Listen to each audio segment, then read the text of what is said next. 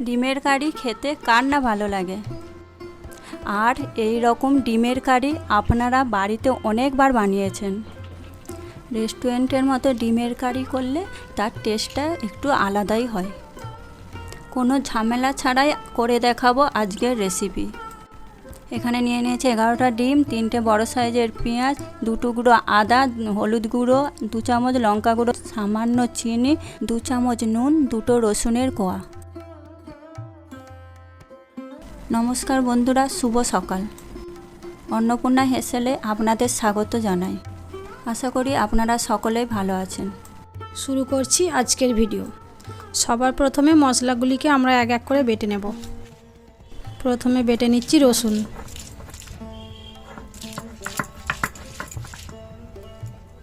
এরপর আমরা বেটে নেব আদা ও পেঁয়াজ কুচি।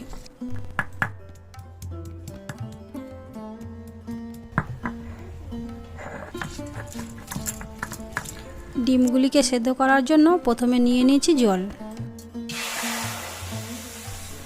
ডিম সিদ্ধ সকলেই করতে জানেন, কিন্তু আজকে আমরা দেখাবো সঠিকভাবে ডিম সিদ্ধ করার নিয়ম। জলটা হালকা গরম হয়ে গেলে তাতে আমরা দিয়ে দেব 1 চামচ নুন, যাতে করে ডিমের খোসাগুলি ভালোভাবে ছিঁড়ে যায়।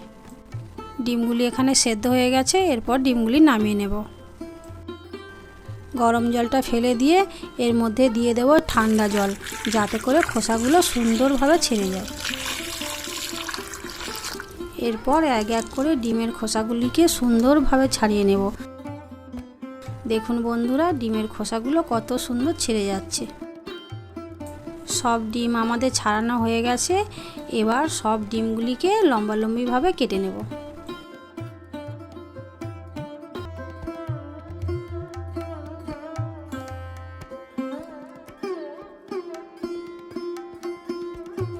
দেখুন বন্ধুরা, ডিমগুলি কত সুন্দর দেখতে লাগছে।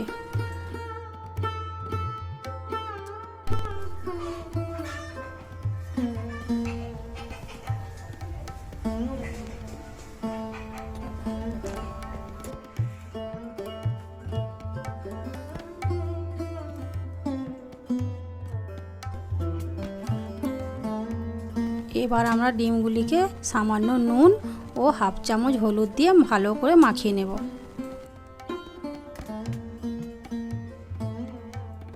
ডিমের মধ্যে হলুদ মাখিয়ে ভাজলে ডিমগুলি দেখতে সুন্দর লাগে।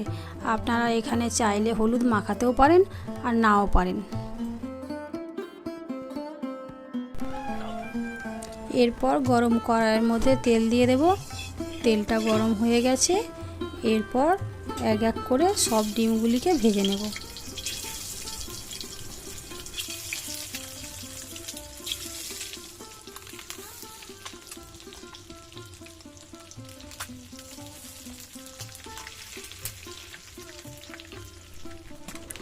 ডিমগুলি আমাদের সব ভাজা হয়ে গেছে। এরপর এক এক করে তুলে নেব।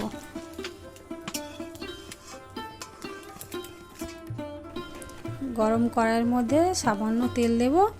তারপর তেলের মধ্যে দিয়ে দেব বেটে রাখা পেঁয়াজটা।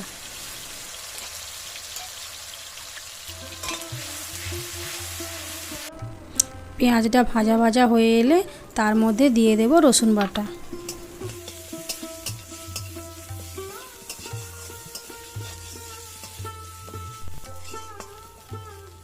পেঁয়াজ ও রসুন একসাথে ভালো করে ভেজে নিতে হবে। তারপরে দিয়ে দেব আদা বাটা। মশলা ভাজা ভাজা হয়ে এলে টেস্টের জন্য সামান্য চিনি দেব, আর দেব 1 চামচ হলুদ গুঁড়ো আর 1 চামচ লঙ্কা গুঁড়ো।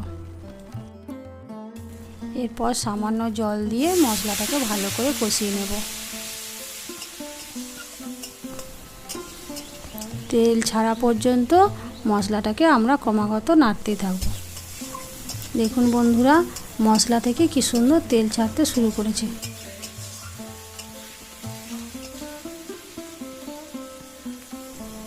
এর মধ্যে দিয়ে দেব পরিমাণ মতো জল। আপনারা আপনাদের প্রয়োজন মতো জলটা দিয়ে দেবেন।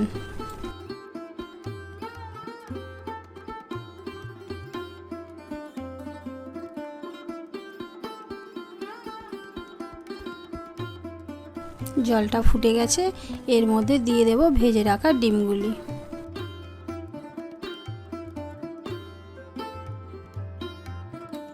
এরপর আমরা ডিমগুলিকে ভালো করে মশলার মধ্যে ডুবিয়ে দেব।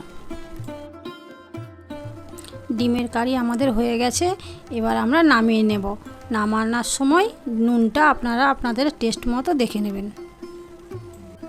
এই রেসিপিটা আপনারা বাড়িতে বানিয়ে খাবেন। যদি ভালো লেগে থাকে তাহলে আমাকে কমেন্টে জানাবেন।